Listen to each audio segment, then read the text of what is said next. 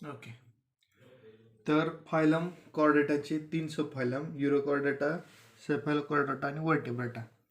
तर या व्हर्टिब्रेटाचे पुन्हा 6 क्लास पडतात, त्यात आपण बघूया. Sub phylum vertebrata is divided into 6 classes as follow. ठीक आहे. Class first cyclostomata. Characteristic: these animals have jawless mouth provided with sucker. ठीक आहे. जॉ काय आहे? लेस आहे. ठीक आहे. आणि सकर, ठीक आहे, म्हणजे जे फूड असेल किंवा अदर जे इसेन्शियल ते काय करतात, सक करतात हे वॉटरमध्ये. ठीक आहे. Their skin is soft and without any scale. त्वचा कशी आहे? मऊ आहे. आणि कशी आहे? विदाउट स्केल, म्हणजे त्याच्यावरती खवले आपल्याला पाहायला मिळत नाहीत. Paired appendages are absent. ठीक आहे. म्हणजे असे जोडी जी पाहिजे ते पाहायला मिळते अवयवाची. ठीक आहे. फिन असेल किंवा इतर गोष्टी ज्या आहेत त्या आपल्याला पाहायला मिळत नाहीत अशी पेअर्ड फॉर्ममध्ये. Endoskeleton is cartilaginous. ओके. कसं आहे? तर कास्तिमय आहे, ज्याला आपण कार्टिजिनस एंडोस्केलेटन म्हणलंय. Okay. Most of the animal are ectoparasite. आणि यापैकी बहुतेक प्राणी जे कसे आहेत? एक्टोपॅरासाइट म्हणजेच बाह्य परजीवी. एक्झाम्पल पेट्रोमायझोन आणि मायक्झिन. ठीक आहे. तर हे या दोन्हीची एक्झाम्पल दिलेली आहे. तिथं आपल्याला पेट्रोमायझोनचं चित्र सुद्धा दिलेलं आहे बघा. ओके. त्यानंतर आहे क्लास स्पायसेस. कॅरेक्टरिस्टिक कोणकोणते बघायचे मग? दीज आर कोल्ड ब्लडेड, ज्या त्याला स्पॉयक्युलोथर्म सुद्धा आपण म्हणतो. कसे आहेत? शीतरक्ती, cold blooded aquatic animal living in marine and fresh water. ठीक आहे. समुद्रामध्ये किंवा गोड्या पाण्यामध्ये सुद्धा हे आढळतात. Body spindle shaped to minimise water resistance. पाण्याचा कमीत कमी विरोध व्हावा यासाठी त्यांचं शरीर दोन्ही बाजूने कसं आहे? निमुळत आहे, spindle shape. They have paired and unpaired fins for swimming. Tail fin is useful as steering organ during swimming. ठीक आहे.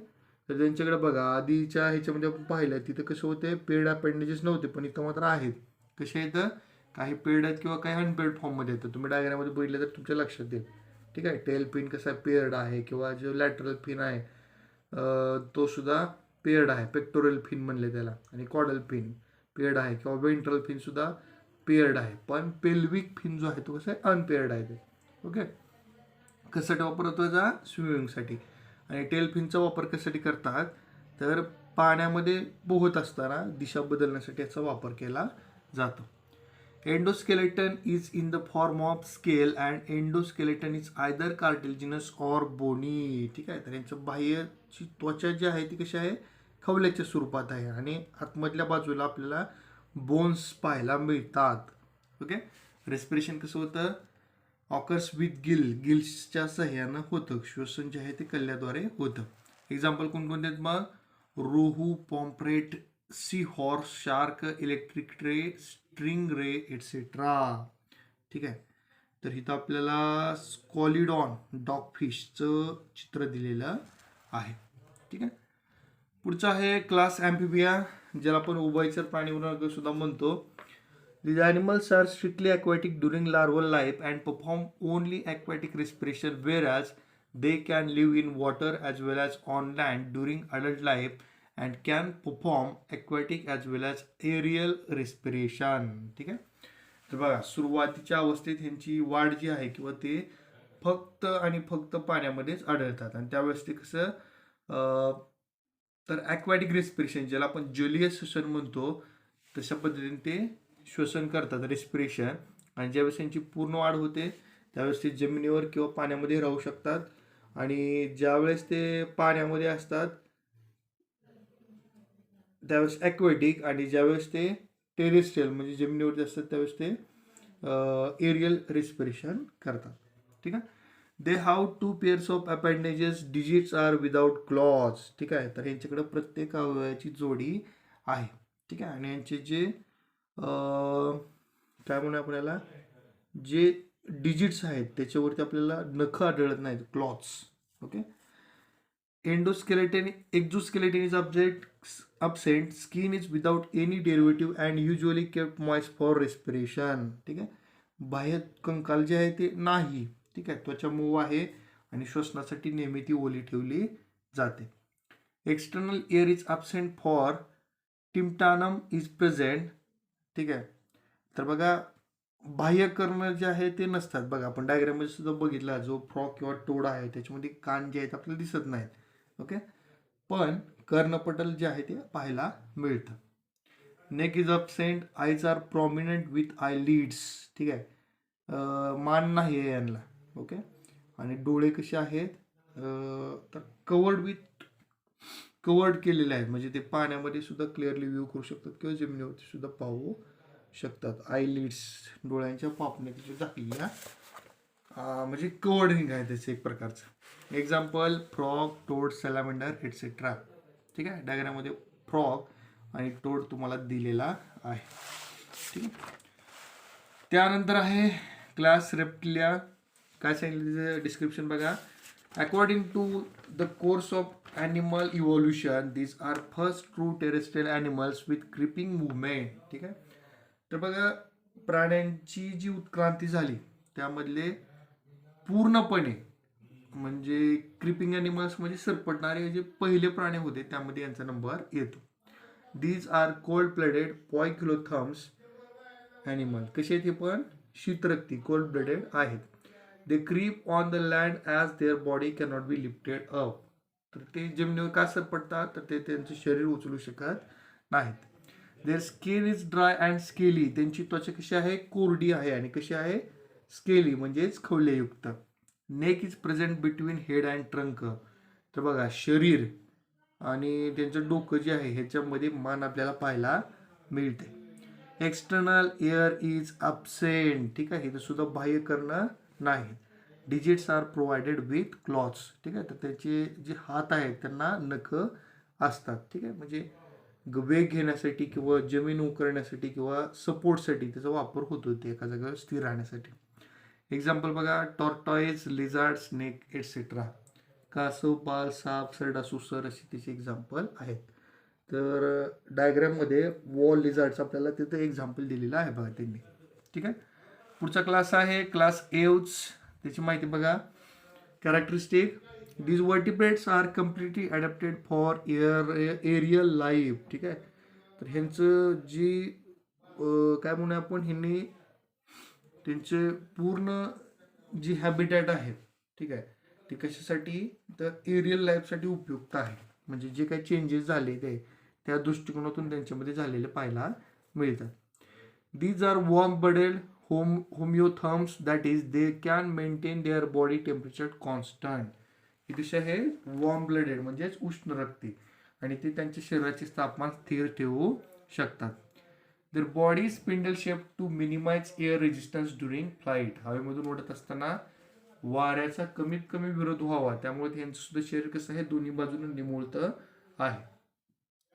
4 limbs are modified into wings.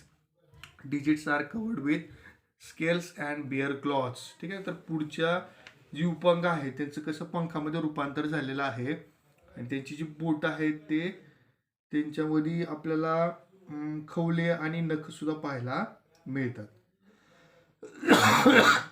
Exoskeleton is present in the form of feathers. बाह्यकंकाल कसं आहे पिसांच्या स्वरूपात आहे. Neck is present between head and trunk. शरीर आणि त्यांचं जे डोकं आहे त्याच्यामध्ये मान आपल्याला पाहायला मिळते. जॉज आर मॉडिफाईड इनटू बीक. ठीक आहे. त्यांच्या जबड्याचं रूपांतर चोचीमध्ये झालेलं आहे. Example peacock, parrot, pigeon, duck, penguin etcetera. Okay. आणि शेवटचा क्लास ममॅलिया. ओके. डिस्क्रिप्शन बघा. Presence of mammary gland is typical character of mammalia. तर काय बघा दूध स्त्रवणाऱ्या ग्रंथी हे यांचं प्रमुख वैशिष्ट्य आहे. तिचे ॲनिमल्स आर वॉर्म ब्लडेड. कसे ते वॉर्म ब्लडेड होमिओथम्स उष्ण रक्ती. Okay. Body is divided in to head, neck, trunk and tail. शरीराची विभागणी डोके, मान, धड आणि शेपूट या भागात झालेली आहे. ठीक आहे. Digits are provided with nails, claws or hooves. ठीक आहे. जे हाताची बोट आहे त्यांना नख किंवा खूर किंवा नकर यासारख्या गोष्टी पाहायला मिळतात. Okay. Exoskeleton is in the form of hairs or fur. ठीक आहे. बाह्यत्वचे कसे आहे, केसाने किंवा लोकरीच्या स्वरूपात आढळते. Example elephant, human, kangaroo, dolphin, bat etcetera. Okay. Use your brain power. काही 2 प्रश्न आहेत बघा. Animals like gharial and crocodile leave in water as well as on land. They are amphibians or reptiles. ठीक आहे. सुसर किंवा मगर यासारखे प्राणी पाण्यात किंवा जमिनीवरही राहतात. मग ते उभयचर आहेत का सरीसृप आहेत, हा प्रश्न विचारला आहे. ठीक आहे.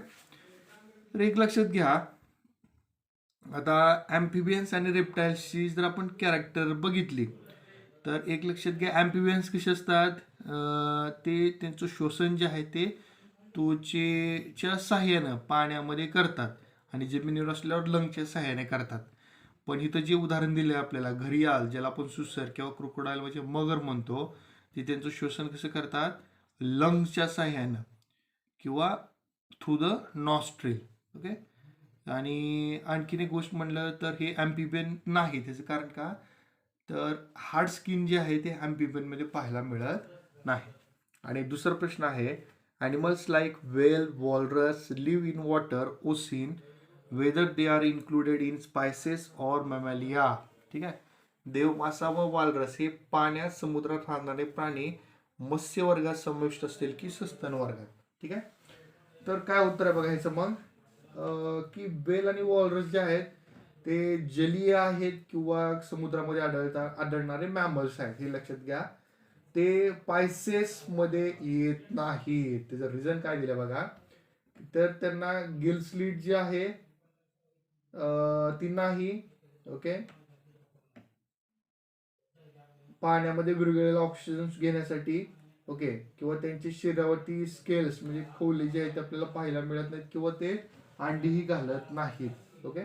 आणि वेल्स आणि मॅमल वॉलरस जे आहे ते त्यांच्याकडे मॅमरी ग्लँड पाहायला मिळते बाकीच्या मॅमल्स प्रमाणे, आणि ते पिल्लांना जन्म देतात किंवा ते बघा लंग्सच्या सहाय्यानं श्वास घेतात ज्यावेळेस ते पाण्याच्या बाहेर असतात नॉस्ट्रिलच्या सहाय्यानं, आणि याच कारणामुळे आपण त्यांना मॅमल्स मध्ये इन्क्लूड करतो. Okay. Use of ICT. Prepare presentation of animal classification using video clips downloaded from internet. Okay. तर प्राण्यांचं वर्गीकरणाचं सादरीकरण करायचं इंटरनेटच्या सहाय्यानं. हे पुस्तक सुद्धा रेफरन्स दिल्या बघितलं. Read the book Animal Kingdom, Libbie Hyman and some other similar books. ठीक आहे. अधिक माहिती मिळवण्यासाठी ॲनिमल क्लासिफिकेशन बद्दलची. आणि नेहमी लक्षात ठेवा, varieties of animal are found in our surrounding. We should be cautious about not causing any harm to animals during their studies and observation. ठीक आहे. आणि आपल्या सभोवती अनेक प्रकारचे प्राणी आपल्याला आढळून येतात. त्यांचा अभ्यास करत असताना, त्यांचं निरीक्षण करत असताना त्यांना कुठल्याही प्रकारचा त्रास होणार नाही, इजा होणार नाही याची आपण काळजी किंवा खबरदारी घेतली पाहिजे.